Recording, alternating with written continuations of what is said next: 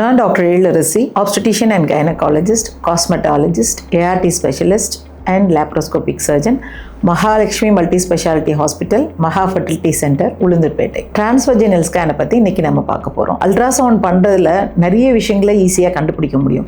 அதுலேயும் பார்த்தீங்கன்னா அப்டாமினல் அல்ட்ராசவுண்டை விட டிரான்ஸ்வஜினல் அல்ட்ராசவுண்டு நமக்கு ரொம்ப ஈஸியாக சில விஷயங்களை கண்டுபிடிக்க முடியும். ஆனால் அதை நிறைய பேர் பயந்துக்கிறாங்க.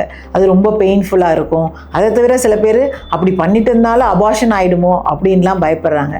நமக்கு பார்க்குறத கரெக்டாக டயக்னோஸ் பண்ணுறதுங்கிறது ரொம்ப முக்கியமான விஷயம். அல்ட்ராசவுண்டை டிரான்ஸ் அப்டாமினலாக நம்ம பார்க்குறோம் அப்படின்னா அதில் பார்த்தீங்கன்னா சம்டைம்ஸு ஒபிசிட்டி அப்படிலாம் இருந்ததுன்னா நமக்கு ஹார்ட் பீட் ஒழுங்காக தெரியாமல் இருக்கும். அதே நமக்கு டிரான்ஸ் வெஜைனலாக பார்க்கும்போது அந்த ஹார்ட் பீட்டை நம்ம அக்யூரேட்டாக கண்டுபிடிக்கலாம். அதே மாதிரி ப்ரெக்னென்சி நமக்கு யூட்ரஸில் இருக்கா இல்லை வெளியில் இருக்கா, எக்டோபிக் ப்ரெக்னென்சியாக இருக்கா அப்படின்னு நமக்கு சில நேரங்களில் டவுட் இருக்கும். அதை நம்ம அப்டாமினல் அல்ட்ராசவுண்டால் பர்ஃபெக்டாக பார்க்க முடியாது.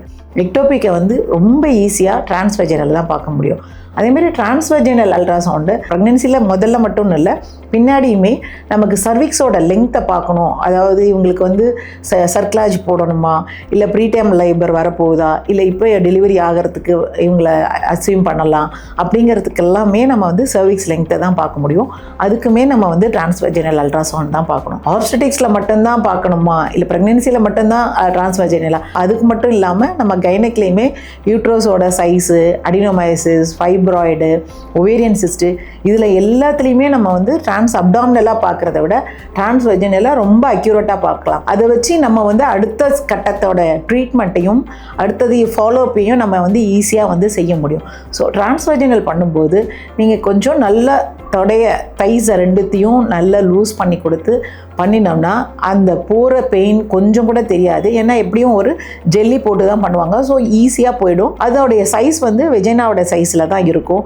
அதுக்காக நீங்கள் பயந்து டைட் பண்ணினீங்கன்னா மட்டுமே தான் நம்மளால் இந்த விஷயத்தை கரெக்டாக பார்க்க முடியாது. பெயினுமே அப்போ தான் இருக்கும். ஸோ நீங்கள் கம்ஃபர்டபுளாக லூஸாக காமிச்சிங்கன்னா கண்டிப்பாக அதை நல்லா பண்ணி பார்த்துடலாம். அதே மாதிரி டயக்னாஸ்டிக்கும் அது ரொம்ப ஹெல்ப்ஃபுல்லாக இருக்கும். ஸோ டிரான்ஸ்வெஜைனல்னாலே பயப்படுறதை விட்டுட்டு நம்ம டாக்டர்ஸ்க்கு கோஆப்ரேட் பண்ணோம்னா மட்டுமே அவங்களாலையும் உங்களுக்கு நல்ல அக்யூரேட்டாக டயக்னோசிஸ் பண்ணி ட்ரீட்மெண்ட்டும் நல்லா பண்ண முடியும்.